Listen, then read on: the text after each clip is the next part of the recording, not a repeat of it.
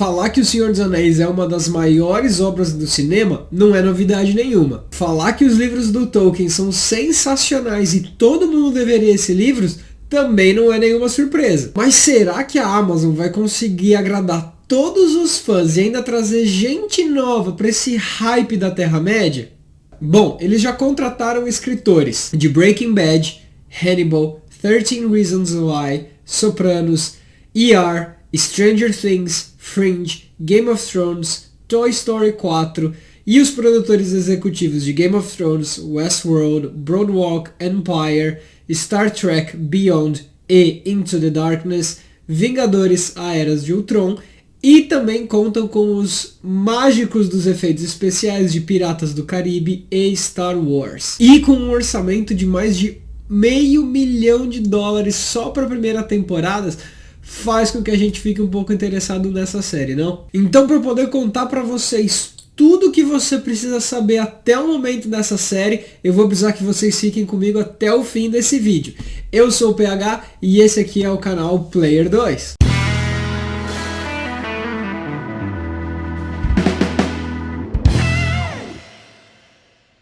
A série vai se passar durante a Segunda Era da Terra-média, o que é muito bom, porque assim, a gente não tem tantas obras quanto a Primeira e a Terceira Era tem. Então dá muito mais liberdade para a Amazon estar criando algumas coisas novas em cima daquelas histórias que a gente já sabe que vão acontecer nessa série. Para quem não sabe direito o que é o que nessa história de era, Primeira Era, Segunda Era, eu vou explicar para vocês bem rapidinho. A Primeira Era começa com o despertar dos homens na Terra-média e se encerra com a derrota de Melkor, o maior vilão que já andou pela Terra.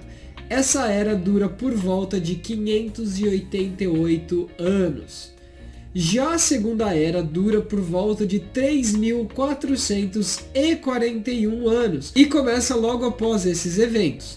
E se encerra com a derrota de Sauron.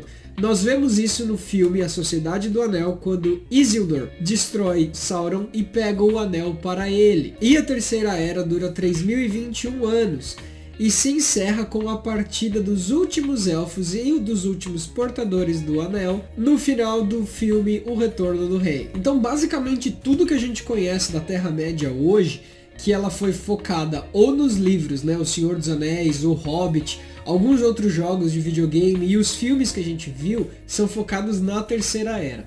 O meu livro favorito de todos os tempos, o Silmarillion, ele conta a história de tudo o que aconteceu durante a Primeira Era.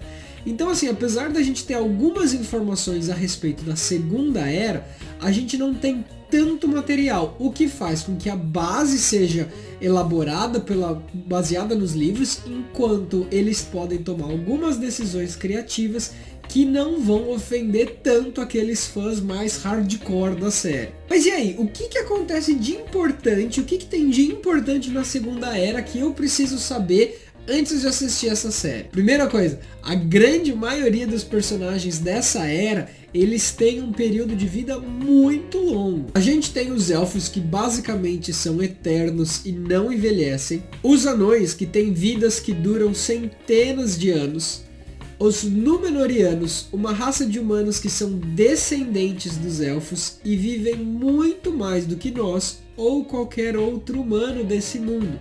Por exemplo, nos filmes nós vemos o Aragorn, que durante os eventos do Senhor dos Anéis tem mais de 100 anos nos livros e nos filmes tem 97 anos, se eu não me engano. Da mesma forma que nos filmes eles ficavam se referindo àquela guerra que fechou a Segunda Era com o Sauron, e da mesma maneira como em Game of Thrones a gente via eles mencionando a rebelião do Robert Baratheon o tempo todo, então o que eu imagino? Eu imagino que nessa série eles vão estar mencionando bastante a batalha contra Melkor. Melkor era um arcanjo ou um semideus, uma entidade extremamente poderosa, o grande inimigo da Terra-média, que foi banido para o vazio. Acontece que durante os eventos da Primeira Era, ele foi dissipando seus poderes ao redor do mundo, bem como criando novas criaturas, como os orcs, aranhas gigantes, entre outros. Com a ausência de Melkor, Sauron decidiu tentar tomar o poder, tanto nos rankings dos exércitos negros, mas como também controlar todo aquele poder que tinha sido esparramado pela Terra. Sauron passa a primeira metade da Segunda Era se passando por amigo dos outros povos, e por trás dos panos ele ia reunindo e reestruturando o exército negro. Por volta da metade da Segunda Era, ele começa a utilizar de sua influência como amigo dos povos e começa a criar os Anéis do Poder, que são aqueles que a gente vê no início do Senhor dos Anéis. O cara que forjou os anéis em si, ele é chamado Celebrimbor. E se você já jogou aqueles jogos que saíram recentemente, As Sombras de Mordor e As Sombras de Guerra, você com certeza já teve um pouco mais de informação a respeito desse personagem. Um excelente ferreiro que, além das técnicas élficas, também possuía técnicas de forja dos anões. Ele tinha uma grande afinidade com os anões e que inclusive criou aquelas portas mágicas como vemos em Minas Moria, na Sociedade do Anel.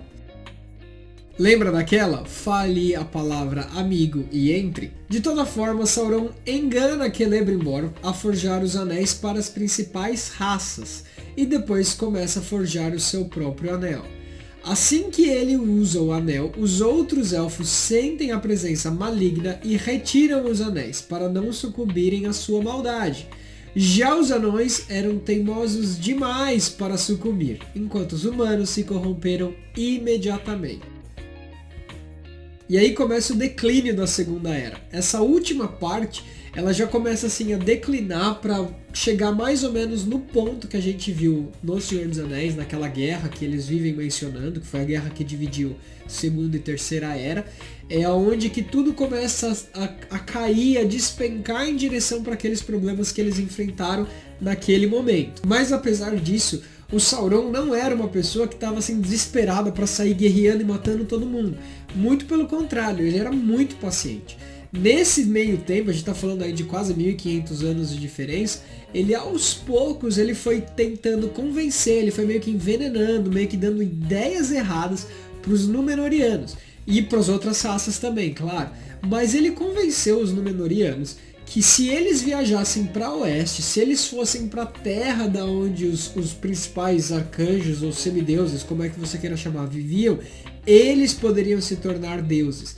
Então ele falava assim para eles, olha, pega o barco e vai para lá. Só que isso era uma regra, assim, a religião na Terra-média, ela não é muito expressiva, mas eles tinham sim algumas regras. Inclusive uma dessas era, nunca viaje para o oeste, nunca viaje para as Terras Imortais. E quando eles decidiram falar, vamos fazer isso, vamos derrubar esses caras e tudo mais, a gente vai virar os novos deuses e papapá, o grande deus criador desse mundo ficou tão pé da vida com esses caras que ele soltou assim um evento cataclísmico na Terra que destruiu o continente onde os Númenóreanos reinavam. E isso a gente já viu em outras grandes obras, como por exemplo a queda de Atlantis, em Game of Thrones nós temos a queda de Valíria, em World of Warcraft nós temos a cidade de Ashara que sucumbiu. E aí em passos de formiga e sem vontade a gente chega aos eventos da Terceira Era, né? Assim, a gente vai chegando naquele ponto que foi a divisor de águas entre Segunda e Terceira Era. Em resumo, a gente tem aí um grande período de tempo com poucos acontecimentos e que os principais acontecimentos ocorreram bem esparramados ao longo dessa história. Então a Amazon ainda tem espaço para estar criando aí uns subplots, algumas tramas para colocar nessa história, para estar preenchendo mais o espaço sem estar ofendendo ou atacando a ordem dos principais eventos. E eu, como um fã incondicional de Tolkien que eu sou, eu não vou poder deixar de comentar cada um desses episódios assim que eles forem saindo. Então se você ainda não se inscreveu, se inscreve aqui no canal, ativa aquele sininho para você ficar sabendo desses vídeos assim que eles saírem. Enquanto você espera pelo meu próximo vídeo, eu te convido a estar sabendo de todas as informações das novas temporadas da DC esse ano, clicando em um dos links aqui na sua tela. Vejo vocês na próxima, galera!